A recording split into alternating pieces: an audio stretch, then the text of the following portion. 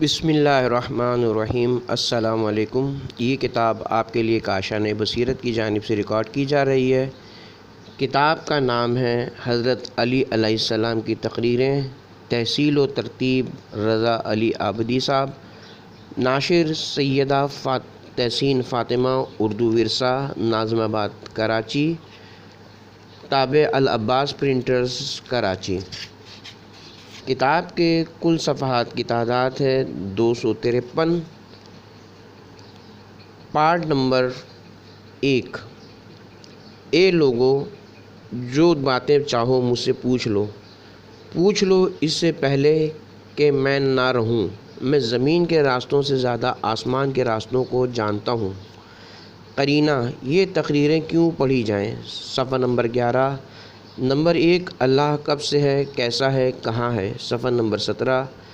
Number 2، اسلام سے پہلے کا حال، صفحہ نمبر 25۔ نمبر 3، مصیبت اور بلا واپس آ گئی ہے، صفحہ نمبر 29۔ نمبر 4، گمراہی میں پڑا ہوا حاکم، صفحہ نمبر 31۔ نمبر 5، غریبوں کو نہ بھولو، صفحہ نمبر 33۔ نمبر 6، جنت یا دوزخ، صفحہ نمبر 35۔ نمبر 7، دنیا ایک امتحان ہے، صفحہ نمبر 37۔ نمبر 8، تم کیوں پیدا کیے گئے، صفحہ نمبر 39۔ نمبر 9، اس سے بڑھ کر کوئی نہیں، صفحہ نمبر 41۔ نمبر 10، دنیا سے دل لگانے والے لوگ، صفحہ نمبر 42۔ نمبر 11، روشن مثالوں سے کچھ سیکھو، صفحہ نمبر 53۔ نمبر 12، تمہیں سب کچھ سمجھا دیا گیا ہے، صفحہ نمبر 55۔ نمبر 13، وہ جس نے سچائی کا راستہ دیکھ لیا، صفحہ نمبر 57۔ نمبر 14، نبی کس وقت بھیجے گئے، صفحہ نمبر 61۔ نمبر 15، اللہ سے کچھ چھپا ہوا نہیں، صفحہ نمبر 63۔ نمبر 16، پوچھنے والے سن، خطبہ اشباح، صفحہ نمبر 65۔ نمبر 17، پیغمبر اسلام اور اہل بیت کے فضائل، صفحہ نمبر 79۔ نمبر 18، دنیا سے دل نہ لگانا، صفحہ نمبر 83۔ نمبر 19، یہ سب مٹ جائے گا، صفحہ نمبر 85۔ نمبر 20، اسلام کیا ہے، صفحہ نمبر 87۔ نمبر 21، اے اللہ، دنیا تجھے کیا جانے، صفحہ نمبر 91۔ نمبر 22، اللہ کے قریب کیسے پہنچا جائے، صفحہ نمبر 97۔ نمبر 23، دنیا سے خبردار، صفحہ نمبر 99۔ نمبر 24، دین زبانی جمع خرچ بن کر رہ گیا، صفحہ نمبر 103۔ نمبر 25، گزری ہوئی عمر پلٹ کے نہیں آئے گی، صفحہ نمبر 105۔ نمبر 26، خدایا ان گھٹاؤں کو برسا دے، صفحہ نمبر 109۔ نمبر 27، وہ جو تم نہیں جانتے، صفحہ نمبر 111۔ نمبر 28، کنجوسی کی مذمت، صفحہ نمبر 113۔ نمبر 29، اہل بیت کی شان، صفحہ نمبر 115۔ نمبر 30، دولت کی تقسیم میں برابری، صفحہ نمبر 117۔ نمبر 31، نیک بندے کہاں چلے گئے، صفحہ نمبر 119۔ نمبر 32، امام کیسا ہونا چاہیے، صفحہ نمبر 121۔ نمبر 33، ایک حقیقت ایک سچ، صفحہ نمبر 133۔ صفحہ نمبر 123۔ نمبر 34، دنیا سے آگے بھی دیکھو، صفحہ نمبر 125۔ نمبر 35، دوسروں کو برا نہ کہو، صفحہ نمبر 127۔ نمبر 36، دولت کا استعمال، صفحہ نمبر 129۔ نمبر 37، کسی کی برائی نہ سنو، صفحہ نمبر 131۔ نمبر 38، اے اللہ ہماری پیاس بجھا دے، صفحہ نمبر 133۔ نمبر 39، نیا اور پرانا دین، صفحہ نمبر 135۔ نمبر 40، آنے والا زمانہ، صفحہ نمبر 137۔ نمبر 41، آخری باتیں، صفحہ نمبر 141۔ نمبر 42، وہ دور جو آنے والا ہے، صفحہ نمبر 143۔ نمبر 43، فتنوں سے ہوشیار، صفحہ نمبر 145۔ نمبر 44، ابھرنے والا ابھر چکا، صفحہ نمبر 149۔ نمبر 45، 5 عادتیں جن سے توبہ کر لو، صفحہ نمبر 151۔ نمبر 46 ہم رسول سے کس طرح قریب ہیں، صفحہ نمبر 153۔ نمبر 47 چمگادڑ کی عجیب و غریب خصوصیات، صفحہ نمبر 155۔ نمبر 48 آنے والے فتنے، صفحہ نمبر 157۔ نمبر 49 آخرت کی تیاری، صفحہ نمبر 161۔ نمبر 50 اچھا پڑوسی، صفحہ نمبر 165۔ نمبر 51 اللہ کی تعریف، صفحہ نمبر 167۔ نمبر 52 پیغمبروں کی باتیں، صفحہ نمبر 169۔ نمبر 53 تمہیں میری نصیحت ہے، صفحہ نمبر 173۔ نمبر 54 اس کی تو کوئی حد ہی نہیں، صفحہ نمبر 175۔ نمبر 55 عجیب و غریب پرندہ، صفحہ نمبر 179۔ نمبر 56 یہ باتیں یاد رکھو، صفحہ نمبر 185۔ نمبر 57 مسلمان کون ہیں، صفحہ نمبر 187۔ نمبر 58 مجھے سب کچھ بتا دیا گیا ہے، صفحہ نمبر 189۔ نمبر 59 فرشتے کس پر اترتے ہیں، صفحہ نمبر 191۔ نمبر 60 میری گواہی سنو، صفحہ نمبر 197۔ نمبر 61 اسے ذرے ذرے کی خبر ہے، صفحہ نمبر 199۔ نمبر 62 جو چاہو پوچھ لو، صفحہ نمبر 203۔ نمبر 63 اپنے بندوں سے اللہ کا مطالبہ، صفحہ نمبر 207۔ نمبر 64 ذرا سی چونٹی بڑی سی ٹڈی، صفحہ نمبر 211۔ نمبر 65 توحید کا کیا مطلب ہے، صفحہ نمبر 215۔ نمبر 66 برے دن آنے والے ہیں، صفحہ نمبر 261۔ صفحہ نمبر 221۔ نمبر 67 میری وصیت سنو، صفحہ نمبر 223۔ نمبر 68 اس سے پہلے کہ میں نہ رہوں، صفحہ نمبر 225۔ نمبر 69 موت سے پہلے کیا لازم ہے، صفحہ نمبر 227۔ نمبر 70 وہ جن پر نہ آسمان رویا نہ زمین، صفحہ نمبر 231۔ نمبر 71 شیطان مقابلے پر آ گیا ہے، خطبہ قاسیہ، صفحہ نمبر 235۔ نمبر 72 حکمرانوں اور عوام کے حقوق، صفحہ نمبر 251۔ یہ تقریریں کیوں پڑھی جائیں؟ شاید ہی کوئی پڑھا لکھا گھرانہ ہوگا جس میں نہج البلاغہ کا نسخہ موجود نہ ہو۔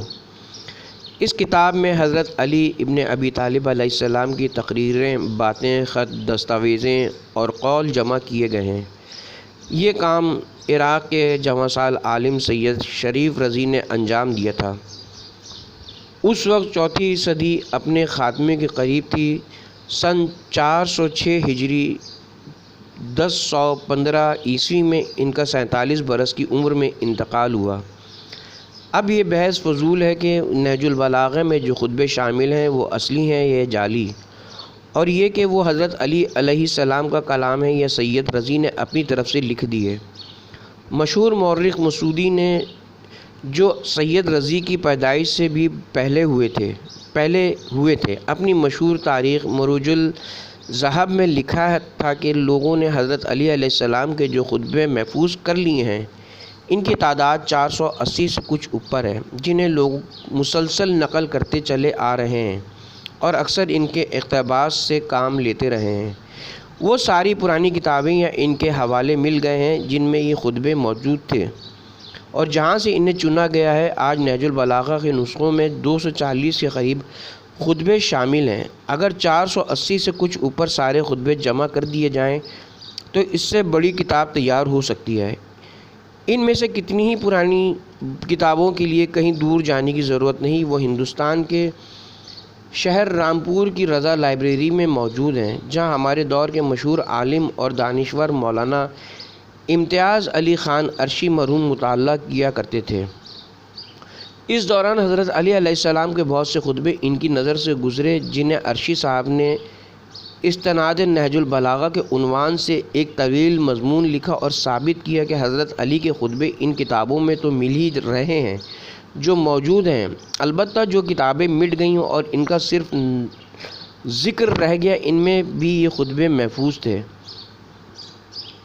عرشی صاحب نے ان مٹ جانے والے کتابوں کی فہرست بھی فراہم کر دی اور لکھا ہے کہ اگر بغداد چنگیزیوں کے ہاتھوں تباہ و برباد نہ ہوا ہوتا اور اس کے عدیم النظیر کتب خانے کو ان وحشی جاہلوں نے جلا کر خاک نہ کر دیا ہوتا تو آج نہج البلاغہ کے ایک ایک جملے کا حوالہ ہمارے سامنے ہوتا۔ سچ تو یہ کہ اگر بغداد کے کتب خانے بچ گئے ہوتے تو اور بھی نہ جانے کیا کیا ہمارے سامنے ہوتا۔ یہاں میں امتیاز علی خان عرشی مرحوم کا وہ واقعہ نقل کروں گا جو ان کے بیٹے اکبر علی خان عرشی زادہ مرحوم نے مجھے سنایا تھا۔ کہتے تھے کہ ایک بار جمہوریہ ہند کے صدر ڈاکٹر ذاکر حسین رامپور کی رضا لائبریری کے معائنے کے لیے آئے۔ عرشی صاحب نے انہیں کتب خانہ دکھایا اور اپنے تحقیقی کاموں کا ذکر کرتے ہوئے بتایا کہ نہج البلاغہ میں شامل خطبوں کی اسناد ڈھونڈتے ڈھونڈتے پرانی کتابوں میں حضرت عمر کے اتنے خطبے ان کی نظر سے گزریں کہ انہیں ایک جگہ جمع کر دیا جائے تو نہج البلاغہ سے زیادہ ضخیم کتاب بن جائے۔ اس پر ذاکر حسین صاحب نے کہا کہ مولانا برائے کرم یہ کام کر دیجئے، نہج البلاغہ پر یہ آپ کا بڑا احسان ہوگا۔ آئیے اب دیکھیں کہ یہ کتاب جو آپ کے ہاتھوں میں ہے کیوں اور کیسے ترتیب دی گئی ہے۔ نہج البلاغہ کے اس وقت جتنے ترجمے آسانی سے دستیاب ہیں بڑے بڑے عالموں نے کیے ہیں، سب کے سب صحیح، درست، اعلیٰ اور معیاری ہیں اور کہیں بھی حرف شکایت زبان پر لانے کی گنجائش نہیں۔ مسئلہ صرف یہ ہے کہ عالم تو علمیت کے لباس سے آراستہ ہوتا ہے، چنانچہ اس کی ہر تحریر ایک بلند سطح پر ہوتی ہے۔ ضروری نہیں کہ پڑھنے والے کی علمی اور ذہنی استعداد بھی اتنی ہی بلند ہو اور عالم کی تحریر کو اتنی ہی روانی اور آسانی سے پڑھتا اور اس سے بھی بڑھ کر سمجھتا چلا جائے۔ یہاں ابن خلدون کا یہ فقرہ یاد آتا ہے کہ علماء اور فقہا کی تحریروں میں فصاحت اور بلاغت کو ڈھونڈنا بیکار ہے۔ مجھے اعتراف ہے کہ مجھے عربی زبان میں مہارت حاصل نہیں، یہ ترجمہ میں نہیں کر سکتا تھا اور نہ میرا ایسا کوئی دعویٰ ہے۔ میں نے صرف یہ کیا ہے کہ نہج البلاغہ کے جتنے اردو اور انگریزی ترجمے مجھے دستیاب تھے وہ سارے کے سارے اپنے سامنے پھیلائے اور ایک ایک جملے اور فقرے کا موازنہ کرتے ہوئے جہاں سے جو ترجمہ بھلا لگا اٹھا لیا۔ کچھ فقرے الجھے ہوئے تھے، انہیں سلجھانے کی کوشش کی اور کچھ لفظ مشکل یا نامانوس لگے، ان کی جگہ آسان لفظ رکھنے کی کوشش کی۔ اس کتاب میں نہج البلاغہ کے سارے خطبے شامل نہیں ہیں، میں نے کچھ خطبے چنے ہیں۔ یوں تو میری کیا مجال کہ میں حضرت علی کے کسی خطبے کو اہم اور کسی کو غیر ضروری قرار دوں۔ میں نے خطبے چنتے ہوئے دو باتوں کا خیال رکھا ہے۔ ایک تو یہ کہ میں نے وہ خطبے چنے ہیں جن کا آج 1400 سال بعد بھی ہماری زندگی پر اطلاق ہوتا ہے اور ہماری زندگیوں کو سنوارنے میں ہمارا ہاتھ بٹاتے ہیں۔ دوسرے یہ کہ ان خطبوں کا ہندی، گجراتی اور دوسری علاقائی زبانوں میں بھی ترجمہ ہو رہا ہے اور یہ ہر عقیدے اور ہر نظریے کے قاری کے ہاتھوں میں جائیں گے۔ میں نے ہمہ وقت اسے نظر میں اور ذہن میں رکھا ہے۔ میں نے پاکستان میں ایک محفل میں بہت سے احباب کو جمع کر کے ان کے سامنے وہ طویل خطبہ پڑھا جو اشباع کے نام سے مشہور ہے۔ اس کے بعد اپنے ان سامعین کا رد عمل دیکھ کر اور خود ان کی زبانی سن کر مجھے اپنا کام آگے بڑھانے میں غیر معمولی مدد ملی۔ میں نے وہ خطبے نہیں چنے جن کا تعلق تاریخی واقعات اور شخصیات سے ہے، کیونکہ ہر قسم کے قاری کے لیے مجھے لمبی چوڑی وضاحتیں کرنا پڑتی اور پھر بھی یقین نہ ہوتا کہ وہ جی لگا کر پڑھے گا اور متاثر ہوگا۔ یہ انتخاب ترتیب دیتے ہوئے جو بات مستقل میرا ہاتھ تھامے ساتھ چلی وہ یہ تھی کہ اسے پڑھتے ہوئے بیشتر قارئین کی ایک طرح کی تربیت ہو جائے، وہ حضرت علی کے لب و لہجے، بیان اور پیغام سے بہتر طور پر آشنا ہو جائیں۔ اس کے بعد وہ اگر مفصل مطالعہ کرنا چاہیں اور نہج البلاغہ کے آسانی سے مل جانے والے ترجمے پڑھیں تو سمجھنے میں سہولت ہو۔ ایک بات جو یہاں کہنا ضروری ہے اور یہ میری ذاتی رائے ہے اور وہ یہ کہ نہج البلاغہ کی اس انتخاب کو مذہبی کتاب سمجھنا ضروری نہیں ہے۔ اول تو یہ عربی ادب اور بلاغت کا شکار ہے اور بلاغت کا شاہکار ہے اور اسے اسی نظر سے دیکھا جا سکتا ہے۔ دوسرے یہ کہ اس میں فلسفے کو ایک عام سامع کے سامنے جس طرح بیان کیا گیا ہے وہ علم میں غیر معمولی اضافہ کرتا ہے۔ بعض چھوٹے چھوٹے معاملوں پر گہری نگاہ کیسے رکھی جائے اور بظاہر معمولی باتوں سے غیر معمولی مطلب کیسے اخذ کیے جائیں، یہ کتاب اس کی لاجواب مثال ہے۔ تیسرے یہ کہ یہ خطبے ایک خاص زمانے کی فکر، ذہنیت اور بدلتے ہوئے رجحان کا آئینہ بن گئے ہیں۔ انسانی نفسیات کے جو پہلو اس کے پڑھنے سے ظاہر ہوتے ہیں وہ اپنی جگہ ہیں۔ اگر یہ مان لیا جائے کہ یہ بیشتر خطبے حضرت علی علیہ السلام کے دور خلافت سے تعلق رکھتے ہیں، تو تاریخ کے طالب علم ان کے اندر چھپے ہوئے وہ سارے جذبات اور احساسات پڑھ سکتے ہیں جو سن 35 ہجری کے آس پاس ذہنوں میں بگولے بن کر اٹھ رہے ہوں گے۔ ان میں صاف نظر آتا ہے کہ خطاب کرنے والے کے دل و دماغ میں کیسا طوفان بپا تھا، اور جن سے وہ مخاطب تھا وہ راہ سے کیسے بے راہ ہوئے جا رہے تھے۔ ایک اور بات جو کہنا ضروری ہے، اور میں اپنے طویل تجربے کی بنا پر کہہ رہا ہوں، کہ وہ یہ کہ ترجمہ کسی زبان سے کسی بھی زبان میں ہو مشکل ہے۔ اس میں نیت کتنی نیک اور خلوص کتنا ہی کارفرما ہو، اصل تحریر کے مطلب اور مفہوم کا ترجمہ تو ہو سکتا ہے، اس کی روح کا ترجمہ مشکل نہیں، ناممکن ہے۔ اور پھر وہ بھی عربی جیسی زبان جس کے شانے سے شانہ ملا کر کھڑے ہونے کی ہماری اردو میں سکت نہیں۔ مجھے علم نہیں کہ زبان فارسی زبان عربی کی آنکھوں میں آنکھیں ڈالنے میں کتنی کامیاب ہوئی ہوگی۔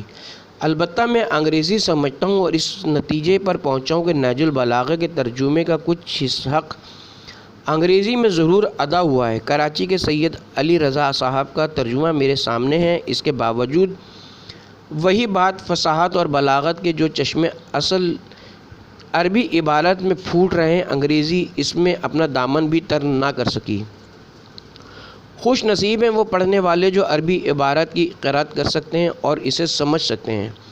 2 اور 3 لفظوں کے فقروں میں حضرت علی اپنی بات جس طرح کہتے چلے گئے ہیں، اور خیالات کے پچھلے دوسرے خیالات جس طرح سب باندھے چلے آتے ہیں، اور بات کی گرہیں جس انداز میں کھلتی چلی جاتی ہیں، وہ خوبی نہ اردو کو نصیب ہے نہ انگریزی کو۔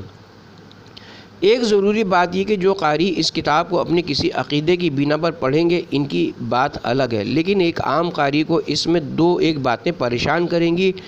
بعض خطبوں میں دنیا کو حقارت سے ٹھکرانے پر بہت زور ہے۔ یہ ایک طویل بحث ہے جسے علماء پر چھوڑ دینا بہتر ہوگا۔ دور خلافت ہی حضرت علی کی زندگی کا سب سے دشوار دور تھا۔ جس شخص کا آئیڈیل اس انگریزی لفظ کے لیے معذرت خواہ ہوں، پیغمبر اسلام کی زندگی اور تعلیمات رہی ہوں، اس کے لیے یہ پرآشوب دور جتنا بھی مزمل کر دینے والا ہو کم ہے۔ ان خطبوں میں ایک ہی بات بار بار پڑھنے میں آئے گی، یہ صورتحال فطری ہے، کیونکہ جو کچھ بھی ہو گفتگو ایک شخص کی اور خیالات ایک ہی فرد کے ہیں۔ اکثر خطبے مکمل نہیں، ادھر ادھر کے ٹکڑے لے کر جمع کیے گئے، اس لیے کہیں تسلسل اور ربط نہیں۔ کہیں بات بے حد سنجیدہ ہے اور کہیں سرشاری کا عالم ہے، یہ بھی انسانی فطرت ہے۔ کہیں سمجھایا جا رہا ہے کہ اللہ کیسا ہے، کہیں بتایا جا رہا ہے کہ چونٹی اپنی خوراک کیسے جمع کرتی ہے، اور مور اپنے اوپر کب ناز کرتا ہے اور کب نہیں۔ میں کہہ سکتا ہوں کہ یہ علم کی ایک دھنک ہے جو عقل کے نکھرے ہوئے آسمان پر ایک سرے سے دوسرے سرے تک پھیلی ہے، اور اس میں 100 طرح کے رنگ بھرے ہیں۔ جس نے یہ گفتگو سنی اس سے متاثر ہوا اور اس کے رنگ میں رنگ گیا۔ اس کا ٹھکانہ نکھرے ہوئے آسمان سے بھی آگے کہیں ہے۔ اس کتاب میں صرف خطبوں کا انتخاب ہے، حضرت علی علیہ السلام کی تحریریں اور اقوال اس میں شامل نہیں۔ راہ کا کچھ سامان آئندہ کے لیے اٹھا رکھنے میں بھی کچھ فائدے ہیں۔ آخر میں ان علماء کرام کا تہہ دل سے شکر گزار ہوں جنہوں نے نہایت اعلیٰ ترجمے کیے جو میرے پیش نظر رہے۔ ان میں مولانا مفتی جعفر حسین صاحب، علامہ مرزا یوسف حسین صاحب، سید رئیس احمد جعفری اور ان کے رفقا علامہ ذیشان حیدر جوادی، سید علی رضا اور سید محمد عسکری جعفری کے نامی شامل ہیں۔ ان میں سے بیشتر اس دنیا کو ترک کر کے ان منزلوں کو سدھار چکے ہیں جہاں بخشش کی سفارش کرنے والا یقیناً ان کا منتظر ہوگا۔ خوش نصیب ہیں وہ جانے والے جو نیکیاں سمیٹ کر گئے۔ رضا علی آبدی، 28 اپریل سن 2004، لندن۔ اللہ کب سے ہے، کیسا ہے، کہاں ہے؟ تمام تعریف اس اللہ کی ہے جس کی تعریف بڑے بڑے بولنے والے بھی نہیں کر سکتے۔ جس کی نعمتوں کو بڑے بڑے گننے والے بھی نہیں گن سکتے، اور کوئی کتنی ہی کوشش کرے اس کی نعمتوں کا بدلہ نہیں چکا سکتا۔ ذہن کتنی ہی اونچی اڑان بھرے اس تک نہیں پہنچ سکتا، عقل اور سمجھ بوجھ کتنی گہرائی میں اتر جائے اس کی تہہ تک نہیں پہنچ سکتی۔ اس کی خوبیوں کی کوئی حد نہیں، ایسے الفاظ ہی موجود نہیں جن سے اس کی تعریف ہو سکے۔ کوئی ایسا لمحہ نہیں جب وہ وجود میں آیا، کوئی ایسی مدت نہیں جو اس کے ہونے کی عمر کہلائے۔ یہ جو کائنات بنی، جس میں ہوائیں پھیلیں اور لرزتی ہوئی کانپتی زمین کو پہاڑوں کی میخیں ٹھوک کر روکا اور ٹھہرایا گیا، یہ سب اس کی قدرت کا کمال ہے۔ دین کی راہ میں پہلا قدم یہ ہے کہ اسے ہر چیز کا مالک مانا جائے۔ ماننے کا کمال یہ ہے کہ اسے سچ کر دکھایا جائے۔ سچ کر دکھانے کا کمال یہ کہ اسے ایک اور اکیلا تسلیم کیا جائے۔ ایک اور اکیلا ماننے کا کمال یہ ہے کہ یہ سب کچھ سچے دل سے قبول کیا جائے۔ قبول کیے جانے کا کمال یہ سمجھ لینا ہے کہ وہ ہر چیز سے بڑھ کر ہے۔ اللہ کی ذات ایسی اعلیٰ اور افضل ہے کہ اس کی خوبیاں اس سے الگ نہیں۔ اس کی ذات اور اس کی خوبیوں میں کوئی فرق نہیں۔ اس کی خوبیوں کو اس کی ذات سے الگ نہیں کیا جا سکتا۔ جس کسی نے اس کی خوبیوں کو اس کی ذات سے الگ مانا، اس نے ذات کا ایک دوسرا ساتھی مان لیا، اور جس نے اس کی ذات کا کوئی اور ساتھی مانا، اس نے دوئی پیدا کی، اور جس نے دوئی پیدا کی اس نے جیسے اس کی ذات کو تقسیم کر دیا، اور جس نے اللہ کی ذات میں تقسیم مانی وہ نادان ہے، اور جس نے نادانی کی وہ سمجھ بیٹھا کہ اللہ زمین پر ہے یا آسمانوں میں ہے، اور جس نے اس کے خیال سے زمین یا آسمان کی طرف اشارہ کیا، اس نے اللہ کے گرد حد بنا دی، اور جس نے اس کے گرد حد بنائی وہ سمجھا کہ اسے گنا جا سکتا ہے۔ جس نے یہ سمجھا کہ وہ کسی چیز میں موجود ہے، وہ یہ سمجھ بیٹھا کہ دوسری چیزیں اس سے خالی ہیں، اور جس نے کہا کہ وہ کسی چیز پر ہے، اس نے دوسری جگہ کو اس سے خالی سمجھا۔ وہ ہے، یہ نہیں کہ وہ پہلے نہیں تھا۔ وہ ہر چیز کے ساتھ ہے، مگر یوں نہیں کہ جیسے دو چیزیں ساتھ ہوں۔ وہ ہر چیز سے الگ ہے، لیکن ایسے نہیں جیسے وہ جسم علیحدہ ہوں۔ وہ ہلتا جلتا ہے، مگر یوں نہیں جیسے جسم ہلتا جلتا ہو۔ وہ اس وقت بھی دیکھنے والا تھا جب دیکھنے کے لیے کوئی چیز نہ تھی۔ وہ اکیلا ہے کیونکہ اس کا کوئی ساتھی نہیں جو کبھی ساتھ نبھائے اور کبھی ساتھ چھوڑ جائے۔ اس نے کائنات اس شان سے بنائی کہ پہلے نہ کسی فکر میں پڑا اور نہ طرح طرح کی چیزیں میں آزما کے دیکھیں کہ ایک چیز کو ٹھیک سمجھتا اور دوسری کو بیکار۔ اس نے حرکت بھی نہیں کی اور نہ اس سوچ میں ڈوبا کہ کیا کرے اور کیا نہ کرے۔ یہ سب کچھ جن چیزوں کے ملنے سے بنا ہے، اللہ نے ان کو وقت کے حوالے کیا، پھر ان چیزوں کو اس طرح آگے پیچھے اکٹھا کیا کہ وہ بے جوڑ تھیں۔